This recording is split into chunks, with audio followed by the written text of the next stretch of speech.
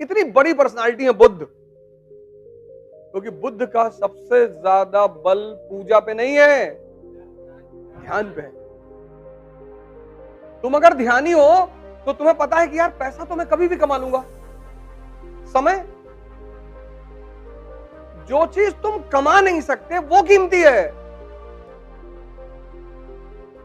जो चीज तुम कमा सकते हो वो कैसे कीमती हो गई? तुम अकेले कमरे में बैठे हो, नहीं पढ़ रहे हो, कोई बात नहीं, कम से कम कोई अनर्गल चीज, अनवांटेड चीज तुम्हारे मन में तो नहीं जा रही, समय। और ये बात कहने की नहीं है, कहते तो बहुत लोग हैं time is money, time is money, लेकिन असलियत में 98% लोग कीमती किसको मानते हैं? पैसे को।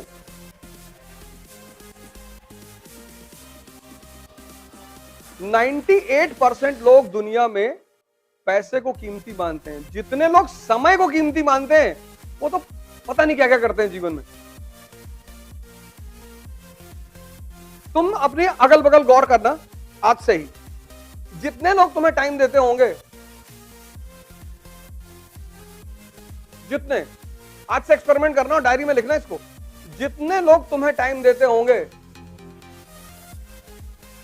वो कुछ नहीं कर रहे होंगे। आज से ये बात गौर करना, कोई एक आदमी तुम देखना अपने जीवन में जो बहुत सामाजिक रूप से बहुत प्रतिष्ठित आदमी हो, बहुत ताकतवर आदमी हो, और वो तुमको टाइम देता हो। तुम्हें जितने लोग, तुम यहां बैठे हो, तुमको वही लोग टाइम देते होंगे जिनकी अपनी जिंदगी में कुछ भी नहीं है, और तुम उनको इसलिए टाइम देते होगे क्योंकि तुम्हें टाइम की कीमत ही नहीं पता।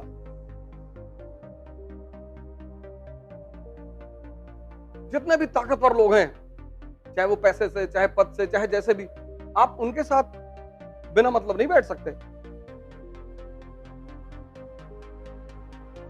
जाओ किसी डीएम के पास 2 घंटे बैठ के दिखाओ, और अगर वो 2 घंटे तुम्हारे पास बैठ गया तो फिर कोई बहुत खास बात है तुम्हारे अंदर। क्योंकि टाइम को तुम जिस तरह से यूज कर सकते हो, वो टाइम को यूज करना ही योग्यता है। क्योंकि परिवर्तन एक दिन में नहीं होता। तुम आज गौर करना, आज से अपने जीवन में गौर करना, जाना और देखना कि तुमको कौन लोग टाइम दे रहे हैं। कौन है जो तुम्हारे साथ 4-4 घंटे बैठे रहते हैं, 5-5 घंटे बैठे रहते हैं, 6-6 घंटे बैठे रहते हैं? कुछ होंगे जरूर। बुद्ध को पढ़ना बहुत जरूरी है, बहुत, हर आदमी को पढ़ना चाहिए बुद्ध को। बुद्ध किसी धर्म संप्रदाय के नहीं है, हर आदमी को। इसीलिए तो अंबेडकर ने बुद्ध पर इतना जोर दिया। लेकिन जो बात बुद्ध ने कही थी वही बात अंबेडकर ने कहा था कि मेरी मूर्ति मत बनाना, नहीं तो फंस जाओगे। लोग बुद्ध की भी मूर्ति बना लिए और अंबेडकर की भी। इसलिए मैं बार बार कहता हूं कि बुद्ध को और अंबेडकर को, 2 आदमी को पढ़ना बहुत जरूरी, बहुत। किसी भी अंबेडकर को तुम दलित मत मानो, कोई फायदा नहीं है। अंबेडकर हर उस आदमी के लिए रास्ता है जो जिंदगी में फंस गया। अब दलितों ने क्या किया? उनको भगवान बना दिया। तो भगवान का मतलब यह कि जो वो कर रहे हैं वो भगवान थे, हम कर ही नहीं पाएंगे, बच गए दलित। और सवर्ण कहते हैं कि हम लोगों को बहुत परेशान किया इन्होंने। कैसे नहीं किया? हम लोग को बहुत परेशान किया। तो कैसे किया? अब किया है, अब क्या बताते कैसे किया। लेकिन वो आदमी चूंकि बुद्ध से जुड़ा हुआ है, उस आदमी को यही बात तो समझ में आ गई। इतना महान कैसे बन गया वो आदमी? उस आदमी को बस एक बात समझ में आ गई कि बॉस अपने मन को जीत लो। और ये बात सिखाई किसने? उनके ब्राह्मण टीचर ने, जिसकी टाइटल ली उन्होंने अंबेडकर।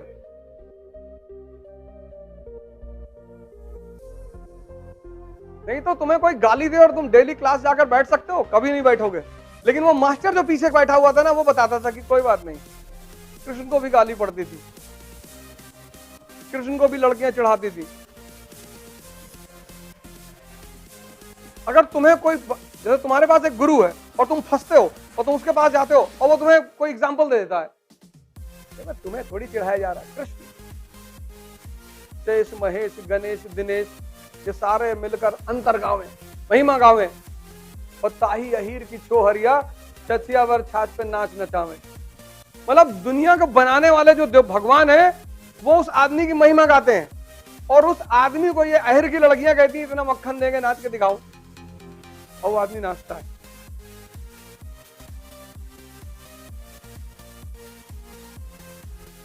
ताही अहीर की चोहरिया, इतना पहले नाचो, और वो आदमी भगवान बन गया। और जितने लोग शास्त्र पढ़ रहे थे उनका कहीं कोई नाम ही नहीं है।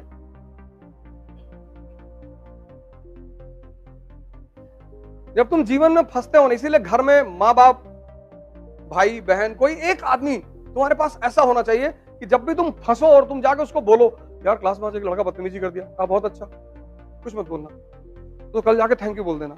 जब गर्दन काटनी है तो गाली देने की जरूरत क्या है? हाँ, चले। तुमने दूसरे दिन आके उस लड़के को कह दिया कि थैंक यू यार, अच्छा किया तुमने मेरी बेइज्जती की। अब अगर तुम मन में उसके वेमनेस रखोगे, डेली नहीं पढ़ पाओगे क्लास में। डेली जैसे तुम्हारी नजर उस लड़के पड़ेगी, तैसे तुम्हारा 2 किलो खून जल जाएगा। एक आदमी अपनी लाइफ में पकड़ो, एक, कोई भी एक आदमी, चाहे तुम्हारी माँ है, चाहे पिताजी है, चाहे दोस्त, कोई दोस्त मिल जाए ऐसा जो तुमको चढ़ाता रहे हर जगह पे, फिर डरने की कोई बात नहीं, मार डालो। जिनके पास भी ऐसे लोग रहे वो कभी नहीं हारे, क्योंकि हम सब इंसान है ना, उलझ जाते हैं। तो उस उलझाहट में अगर कोई आदमी आके एक एग्जाम्पल दे देता है तो बस वो हिम्मत बन जाती है। तो मैं गोवा गया, वहां पैराग्लाइडिंग होती है समंदर में, तो हम चले गए, हम करीब 12-13 लोग थे। तो हम जिस शिप में बैठ के गए स्टीमर पे, उसमें मैं अकेला पड़ गया और बाकी मेरे सारे दोस्त दूसरे स्टीमर में। और हम जिस स्टीमर में थे उसमें करीब 9 लड़कियां थी और मैं सबके पीछे बैठा हुआ था। वो जो पैराग्लाइडर था उसने मुझे लगा कि ये सब करेंगी, पहले तो देखा जाएगा कैसा हो रहा है, डर लगेगा तो कह देंगे भैया तबीयत खराब हो रही, नहीं करेंगे। उसने सबसे पीछे से शुरू किया। तो वो जो आदमी था उसने कहा इधर आ जाओ। मैंने कहा सर मैं तो पीछे बैठा, इधर आओ चलो। अब मुझे लगा कि अरे भगवान, क्योंकि मैं तो ये सोच के पीछे बैठा था कि पहले ये लोग जाएंगी, अगर कोई थोड़ा बहुत खतरा हुआ तो निकल लिया जाएगा कि सर यहाँ दर्द हो रहा है सर। अब भैया जब उसने पानी में उठाया ना, अरे भगवान, अब लड़कियों के सामने तुम रो भी नहीं सकते, एकदम ऐसे खड़ा हुआ था सर, लेकिन हमको ही पता था कि अंदर हो क्या रहा है। फिर मैंने उससे पूछा, उससे बोट वाले से कि अबे रस्सी टूटेगी तो नहीं? कभी कभी टूट जाती है। हमने कहा समंदर में शार्क वार्क तो नहीं है, अब निकल आए तो तुम्हारी किस्मत। वो और उल्टा बोल रहा था, जैसे भाई एक आदमी होता है वो आपको हिम्मत देता है, कह रहा है नहीं भाई साहब रस्सी नहीं टूटती। तो गोवा का आदमी थोड़ा रफ होता है, होते रफ, हो ज्यादा बात नहीं करते। मैंने कहा भाई साहब शार्क वार्क तो नहीं आती? कहा तुम्हारी किस्मत होगी तो आ जाएगी। अरे मैंने कहा यार अब भगवान आज निकाल ले किसी तरह से, और फिर पूरा हनुमान चालीसा पढ़ना शुरू किया। फिर तो कबीर ने कहा दुख में सुमरन सब करे, सुख में करे न कोई, और जो सुख में सुमरन करे तो दुख काहे को होए।